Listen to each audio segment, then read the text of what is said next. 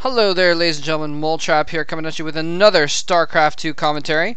And this is going to be a great game. I can feel it. Well, I can't just feel it, actually. This is the top-rated recommended replay on all of Gosu Gamer's StarCraft 2 replay section. So it promises to be an excellent game. And I'm finally doing a replay not on Metalopolis. I keep doing games on that map. Anyway, this is going to be a great match here. I am looking forward to it very highly. And this is going to be MasterAsia versus TTOne. TTOne, pretty well-known Brood War player in the foreign scene. I admit I don't know too much about MasterAsia.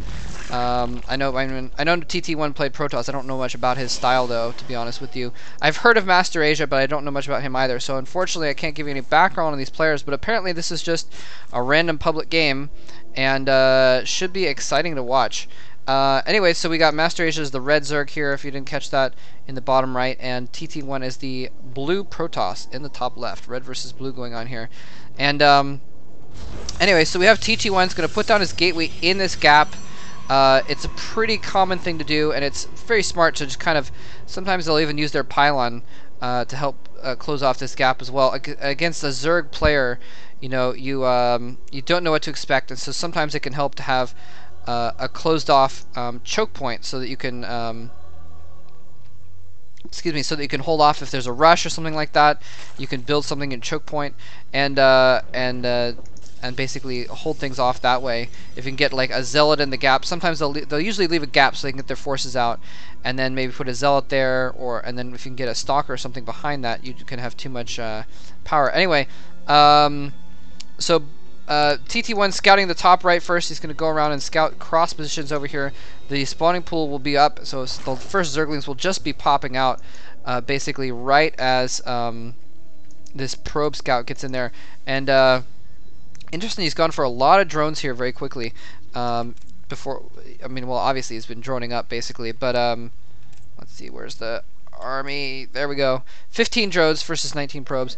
So and getting that gas early as well was kind of what I was looking at. And there's the 4 zerglings popping out, and TT1 knows that this probe is probably not long for its life. It sticks around there, so he's going to see if he can maybe pick off that expansion. No, he's not even going to try and pick off the expansion. He's just going to save his probe, run it back home, and yeah, this is exactly what I was talking about. So now TT1 could put this zealot there and have it just chill there, and this zealot can hold off a lot of zerglings trying to bust in here. And he's probably gonna, he's gonna chrono boost a sentry so it can get out behind as well and do more damage to the zerglings if they try and attack. MasterAsia does not know where TT1 is though, so he's still running around the map with some zerglings. He's guessing this bottom left-hand corner is now gonna have to turn around and run those up to the top right. He's just making a few more zerglings, not a ton of zerglings, just trying to macro up here and get his expansion going instead of trying to go for any kind of a rush. So anyway, here comes that zealot. It's going to have to do its job a little bit if these zerglings trying to press in. I don't think he's probably going to press in there.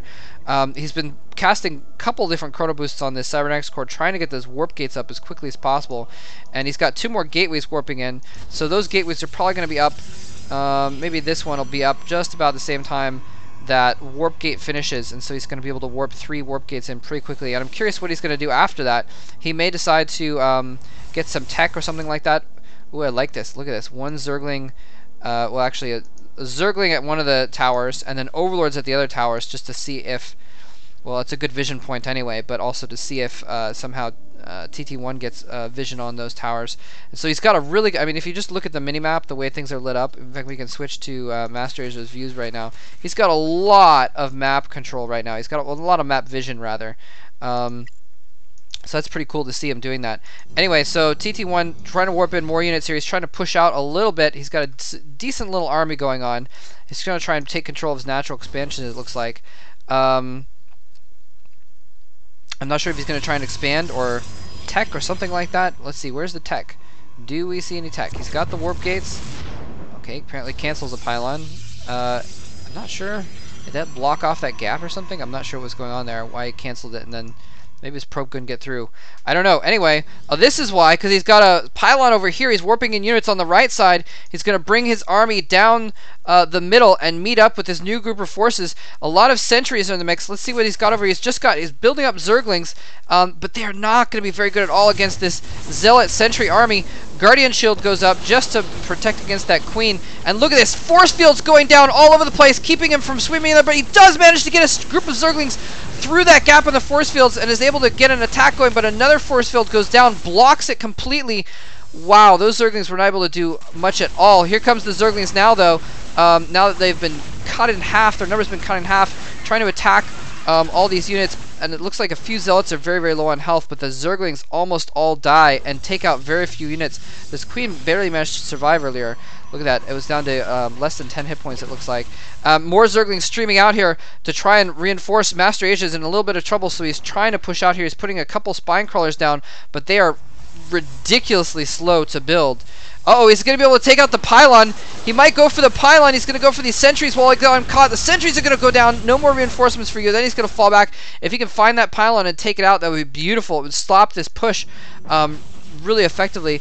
But now he's going to have to bring those zerglings back to try and fight off this force before they kill all the spine crawlers. And another pylon is right in the midst. This is totally ballsy by TTOne. Well, not even really ballsy, actually. He's got major control, so he can afford to do this. And putting down a second pylon as well, just to make sure he can warp stuff in over here. He is in complete control of the base. But MasterAsia going for a counterattack, and that might be why he put that pylon in the gap. Is it going to block? It is going to block. And he's going to have to spawn things behind. Two stalkers spawning in behind. I don't know if... Oh, I think he might have been able to power down those things. Those buildings, though. In the meantime, TT1's still going to work on that expansion. It's too bad that counterattack didn't work. That must have been exactly what that pylon was for. In the meantime, he hasn't been teching or anything back here. He's just been basically building units at the front, and it may pay off for him because he's killed this expansion off massive amounts of zerglings. The zealots are too spread out, though, so they're all getting surrounded by these zerglings. The zealots are getting taken out steadily one by one. Finally, they clump up a little bit, but it's too late, and all of the zealots get owned. Absolutely owned. So now things have kind of evened up. MasterAsia with one base. A couple spine crawlers in there.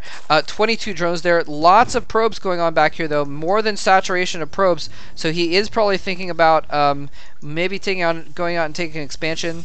I don't know. It's hard to say. Anyway, but we do see, look at this, Stargate going up. And in the other side, the Spire going up. Both players switching to some air. He finds that pylon over here and is going to take that out and try and retake his expansion. And look at this. He's able to move his spine crawlers back in here and land them on this new... well, actually, it's the same old creep, actually. He needs to get him down pretty quick, though. Burrow him before the creep goes away from the previous hatchery dying. Lots of zerglings pushing around here. Looks like... yeah... over, I was going to say over a control group, but over one tab, and he's taken out that pylon so he can get back out of his base if he needs to, but it's going to force him to put down some force fields to fend this off. I think he should, well, he could just put the zealots in the gap there pretty easily as well. Anyway, he's teching to air. He's going to stay off this one base, and he's chrono boosting that void ray out. Could be effective. Theoretically, well, no, never mind. The Spire is up. I thought the Spire was a little bit farther off. So the Spire is up, and let's see what the production tab is. Only 3 Mutalisks coming out at the moment, but he's going to be able to put out a lot more Mutalisks as well. And I'm curious to see. I haven't actually seen Mutalisks versus Void Rays, so I'm not sure exactly how well they fare. I think if the Void Ray can get charged up on something, it's going to fare well against just a few Mutalisks. And second Void Rays coming out, but the Mutalisks are obviously going to produce a lot quicker than the Void Rays. So I think MasterAsia is going to have the advantage here. These Zerglings just chilling over here. Anyway, Void Ray pushing out now, just going to try and do what he can. Here come the Mutalisks attacking that Void Ray.